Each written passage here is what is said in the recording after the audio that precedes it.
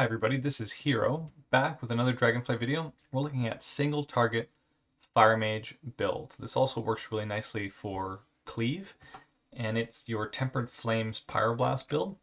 There's a few modifications that we've been making just based on the rearrangement of the talents in our 4 set.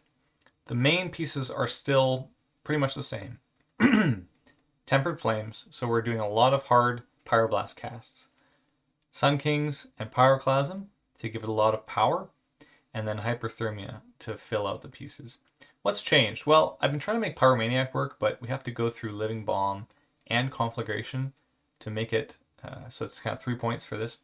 It's okay, it just doesn't really proc enough for it to be very significant. And also, really, the big problem is that our Ignites are doing tons of damage, so it incentivizes us to get things like Wildfire, Master of Flames, and even potentially From the Ashes. So this is a good starting place for thinking about single target and also some cleaves.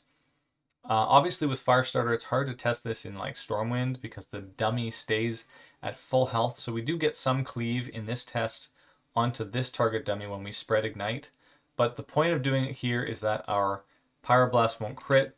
We could just take off Firestarter and do Cauterize, but you know, there's problems with Stormwind as well. It's packed with people. Anyways, here's what the rotation looks like. We're going to open Pyroblasts in our combustion window, do that kind of stuff. And then we're going to fill with Pyroblasts and try to weave in Fireblasts. Essentially, we want to weave Fireblasts in as close to heating up as possible and the release of our Pyroblast so that if we get Hyperthermia, we have a lot of uptime and we're not wasting some of that uptime by casting an early Fireblast.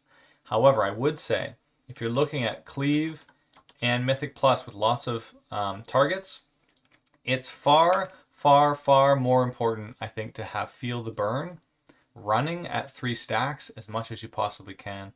So that's 18% more mastery, which, as you'll see after this test, is a lot. So this is 31k. Look at how much damage Ignite is doing. I walked away, so the Ignite finished ticking. But you can see here, even with mainly hitting this dummy and cleaving on this one, Ignite is doing insane things. So getting access through Feel the Burn to 18% mastery is pretty wild. So really good in Cleave and Mythic Plus. For now, here's how we do it. So I'm spamming Meteor out. So we have 3 stacks now. We want to try to maintain it if we can.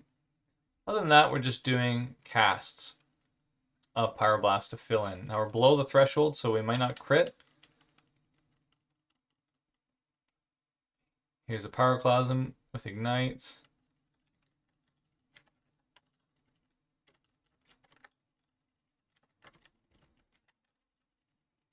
We used a few Phoenix Flames there just because we were in an Ignite window, and that's always a good time to use up your Phoenix Flames. When it's on CD, we still get the mastery value, which, because of the nature of Ignite, makes it pretty solid. So we're probably doing about 28k single target here. Maybe a little more or less, depending. We got Firestarter, so we're just firing off, or Hyperthermia, excuse me, so we're just firing off a lot of free casts. But this is what the rotation looks like. And there's probably going to be drought periods, because I want to give you an actual test of what's going to happen. Here's Hyperthermia again. And Hyperthermia within a combustion window is pretty solid. Going again.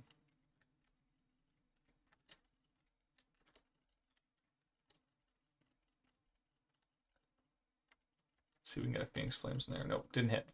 Not bad. Anyways, that's kind of what it looks like, guys. Obviously, we have about 15% less damage due to the Ignite Cleave, but you can imagine a lot of boss fights are going to have a couple of adds that are there, some council fights potentially, and especially in Mythic Plus, you can basically just do this build of single target priority damage and then just tab target to targets that are high, and we'll wait for them. Yeah, Ignite's back. And you can just tab target to targets that are high.